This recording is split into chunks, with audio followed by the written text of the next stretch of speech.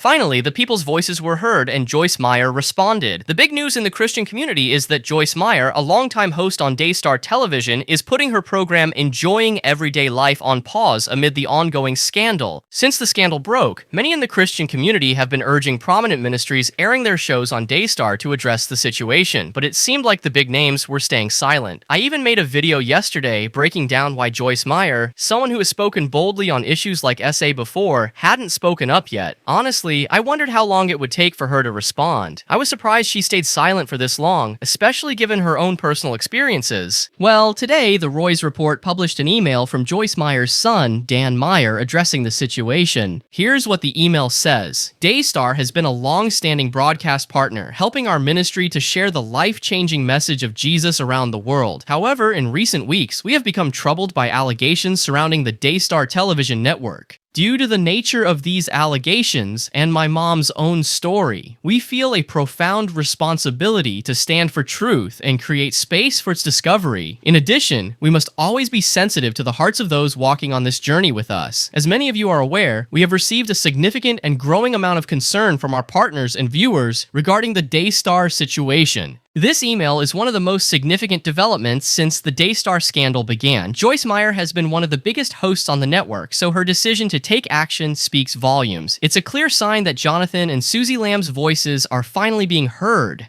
And hopefully this means the justice they've been fighting for isn't far off. What makes this even more powerful is Joyce Meyer's history. She's been very open about her own experience with SA at the hands of her father, which is why so many people expected her to speak out sooner. Her story has always resonated with others, and her decision to take a stand now could encourage more people to address this issue head on. It's a big moment, and it feels like we're finally seeing some progress. I'll never know what it's like to have a great dad.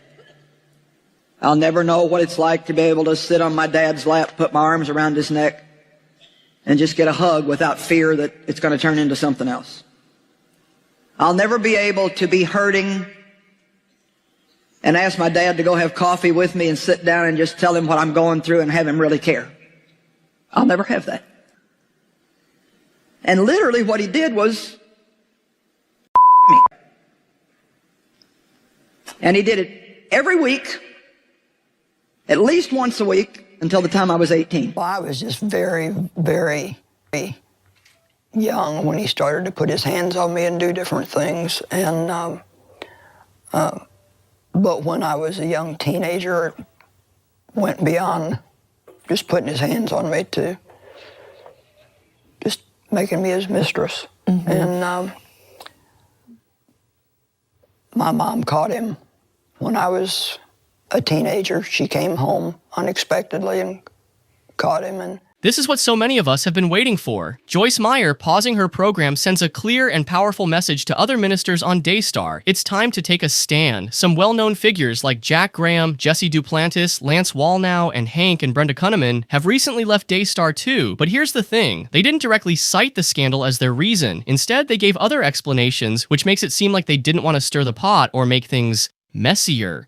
But Joyce Meyer? She's taken a bold step, and we've got to give her credit for it. By putting her program on hold, she's making a statement and showing that she's willing to lend her voice to this issue. It's a move that many of us hope to see from other big names in ministry. Hopefully, this encourages others to follow her lead and take a stand instead of staying quiet. Before now, Canadian author Laura Lynn Tyler Thompson cut ties with Daystar in November. She's been a strong voice standing with Jonathan and Joanie Lamb, helping to highlight the situation and clear up a lot of the gray areas surrounding the scandal. Her work has definitely made a difference. By speaking out and supporting them, she's helped bring attention to the issues and shown how important it is to stand up for what's right. Recently, an audio clip surfaced where Joanie Lamb listed names of pastors and Christian leaders who, according to her, gave their blessing for her to marry Doug Weiss. This raised eyebrows because Doug's divorce lacked clear biblical grounds, and there are so many unanswered questions about their relationship. Interestingly, one of the names she mentioned was Joyce Meyer. Now, here's the thing. Joni creating that list feels questionable. If you're so confident in your decision, why do you need a lineup of people to back you up? It almost seems like she knew there were issues and was looking for validation to justify her choice. And let's be honest, most of those leaders likely agreed just to stay on her good side, maintain their ties with the network, or enjoy perks like Jimmy Evans and others. It's a messy situation, and this kind of name-dropping only adds to the drama. In fact, I wrote down all these names of the people. People like Drenda Cassie, who told me that the Lord's about to bring somebody into your life. This was July.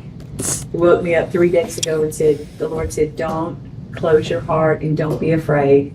People like QB Sin, people like my former assistant, Sam McNeil, who told me later, after she kind of knew, walking with me through this process, and she's like a little intercessor for me, and she showed me an email that she had written back like in August, where the Lord had showed her that he would be the one, but she didn't show me till many months later. She showed me the date on it. People like Cheryl Pruitt Salem, who Miss America, who upon hearing about us seeing each other, she said, I was praying and there's not anyone that I could have thought of that could better fit with you in your world than Doug. People like Cindy Murdoch, and they'll say, oh, well, she's my friend, she's on the table. But she's a friend that would wound me with truth, just like I've done with her over the years.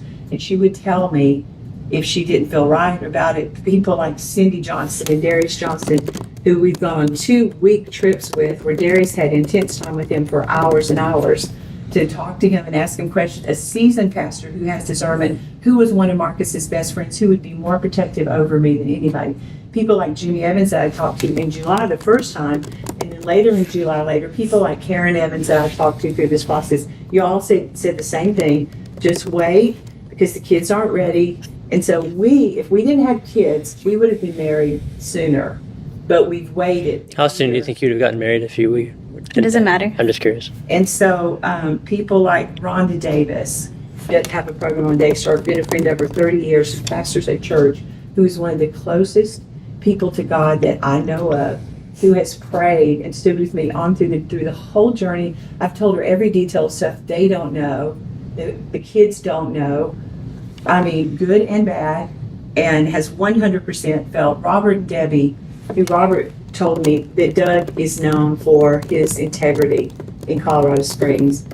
We went and met with them. Joyce Meyer, who has called me on multiple occasions, multiple times, we talked about it.